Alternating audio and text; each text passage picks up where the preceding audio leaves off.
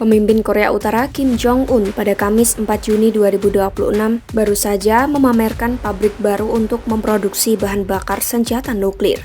Laporan itu memicu perhatian dunia karena Kim menyebut langkah ini diambil akibat konfrontasi dengan Amerika Serikat. Para ahli pun mempertanyakan apakah Korut benar-benar memiliki rudal nuklir yang berfungsi untuk target jarak jauh. Meskipun jangkauan rudal mereka tercatat sudah mencapai belasan ribu kilometer, teknologi mereka dinilai belum sepenuhnya terbukti. Lantas, bisakah rudal nuklir Korut menyerang daratan AS?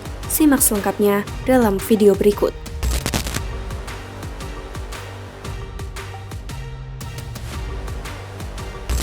Jika analisis didasarkan murni pada jarak terbang atau jangkauan rudal di udara, jawabannya adalah rudal Korut mampu mencapai daratan Amerika.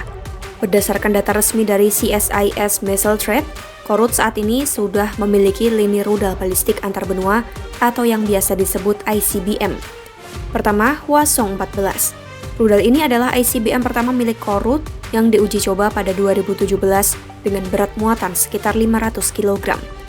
Rudal berbahan bakar cair ini memiliki jangkauan antara 7.000 hingga 10.400 km. Jarak tersebut dinilai mampu mencapai sebagian wilayah AS, terutama Alaska, Hawaii, dan wilayah bagian barat. Kedua, Hwasong-15. Jangkauan rudal berbahan bakar cair ini meningkat drastis, yaitu berada di kisaran 8.500 hingga 13.000 km. CSIS mencatat jangkauan ini cukup untuk menyerang hampir seluruh wilayah AS dengan syarat Korut mampu memasang hulu ledak nuklir yang ukurannya cukup kecil.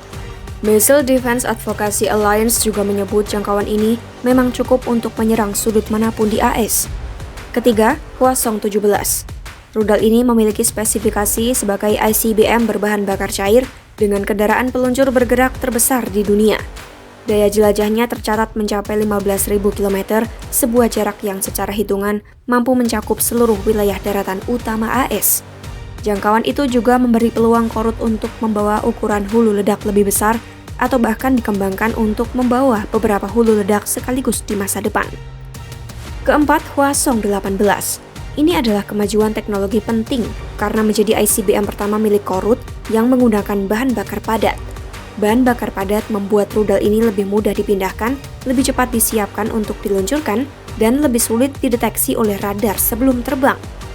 Jangkauan rudal ini tercatat berada di angka 15.000 km atau mampu menjangkau seluruh daratan AS.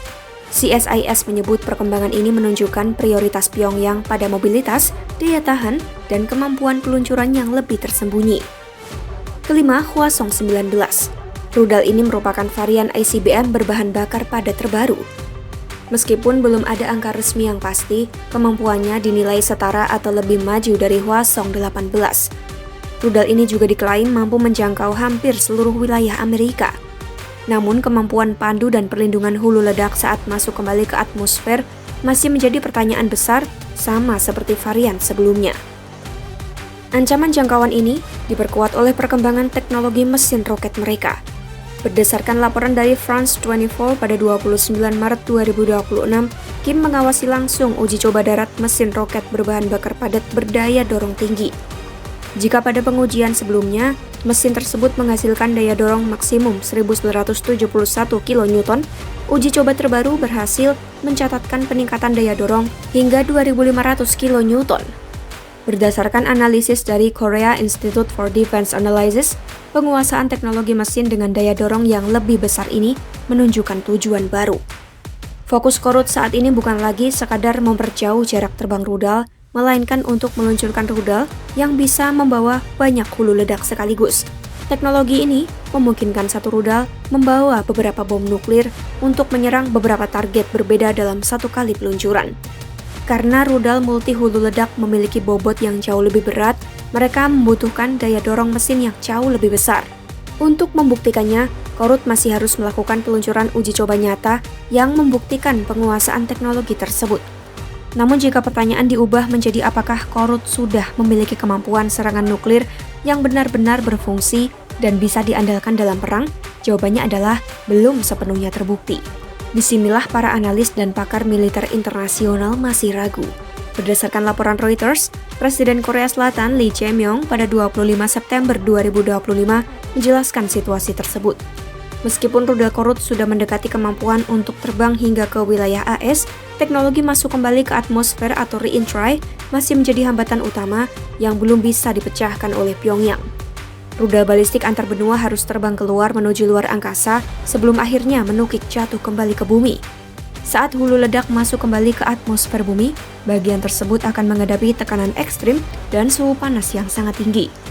Hingga saat ini, belum ada bukti nyata bahwa hulu ledak nuklir milik Korut mampu bertahan melewati fase ekstrim tersebut tanpa hancur di udara.